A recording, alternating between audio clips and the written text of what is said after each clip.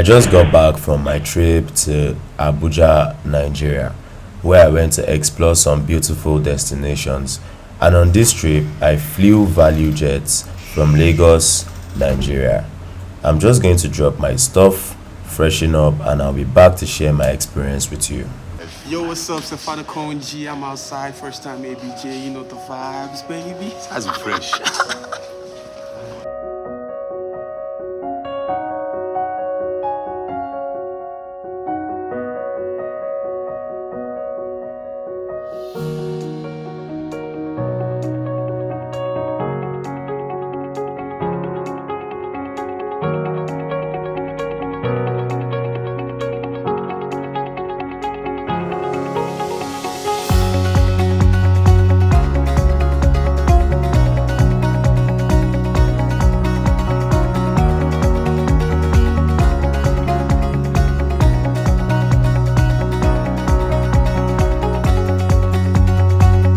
It's good to see you. Just touched down ABJ and Abuja is hot, bro.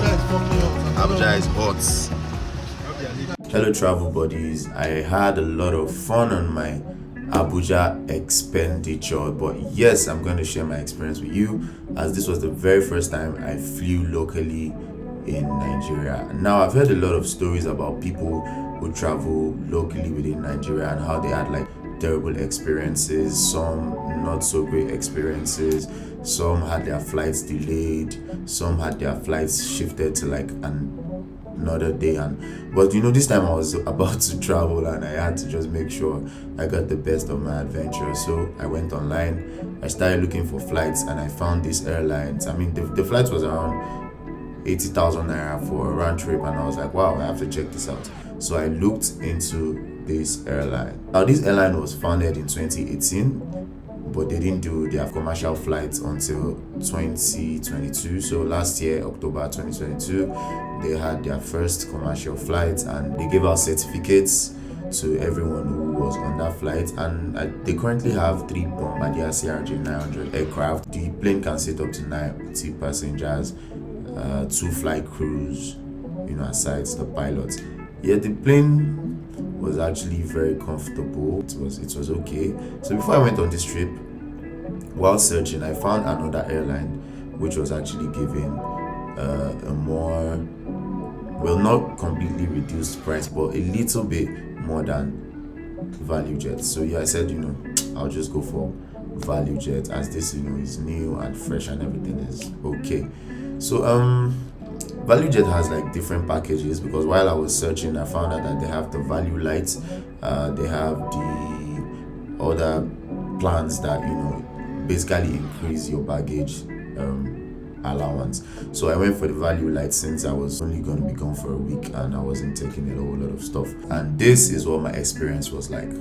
I left at the airport about an hour and a half before my flight, and I got to the airport around 1 hour before my trip.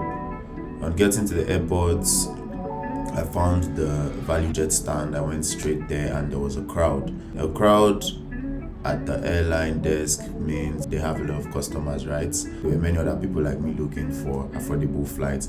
So I think that is a good thing. The check-in process was fast because I didn't check in online. I completely forgot to check in online. So I got to the airport, I dropped my bag, and when the guy that was supposed to weigh my bag for me collected my bag and put it on his scale.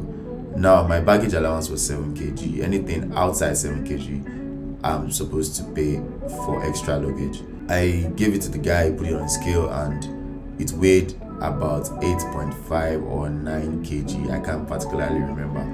And this guy was like, oh, your stuff exceeds cabin luggage size. He was like, do you have a laptop in your bag? And I said, yes, I do have a laptop in my bag. So he just gave it to me and approved it as cabin luggage, because ordinarily I was supposed to pay extra money, but I didn't get to pay on that occasion. So that's plus 1 point for ValueJet, and big shout out to the guy at the airport that helped me out with that.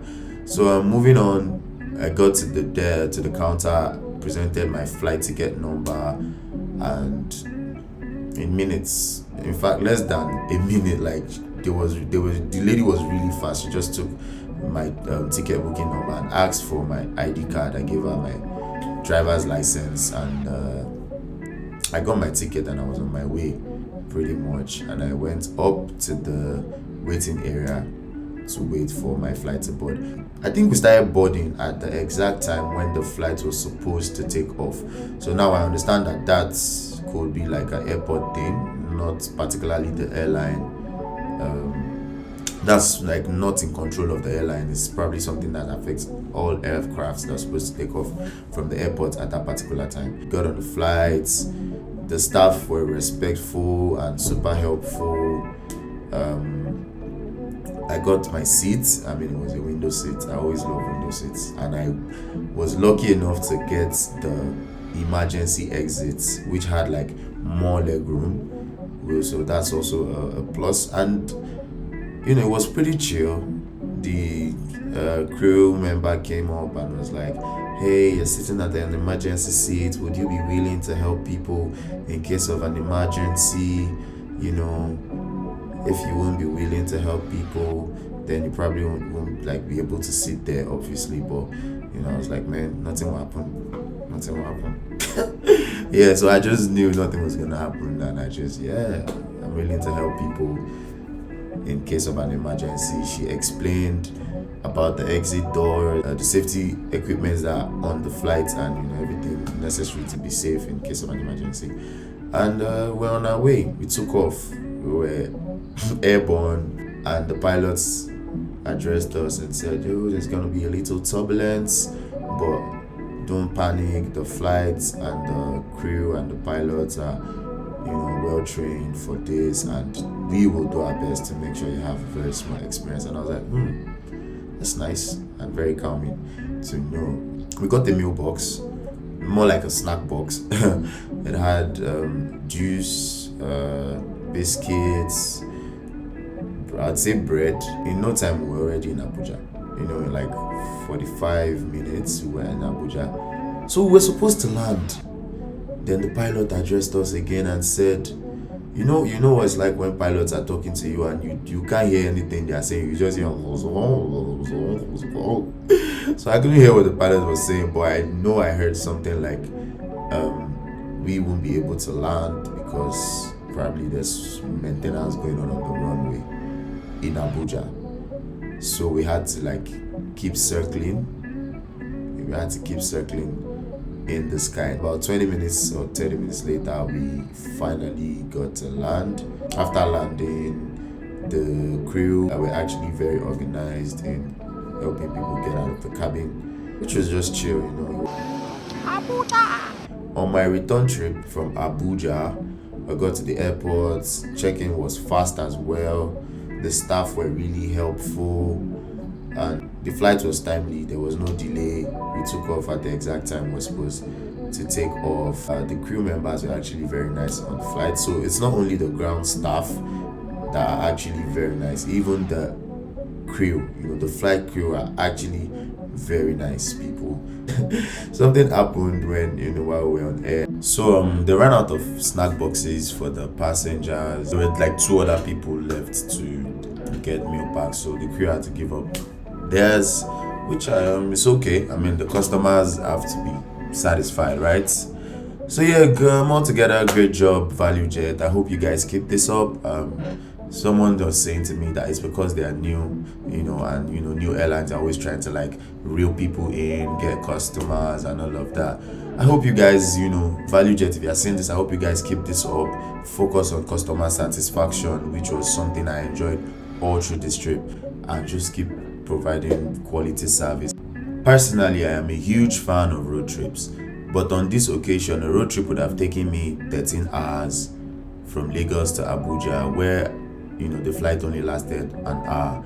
Now, I love road trips because on road trips you get to see the scenery, you get to see what the country looks like. You don't just, you know, go straight to your direction. It is not just about the destination, you know, it's also about the journey, the things that happen on the road, the people you meet, the vendors who come to your windows to sell their stuff, you know, the communities where you pass through, where you're able to like buy things from them, like the farmers who bring stuff to the vehicle to sell. You know, these are also highlights of road trips which I particularly love. When the plane landed in Lagos, something I only see that happens in Europe happened. Everyone was clapping for the crew, the pilot, and everything for a butter landing. I had no choice than to join them.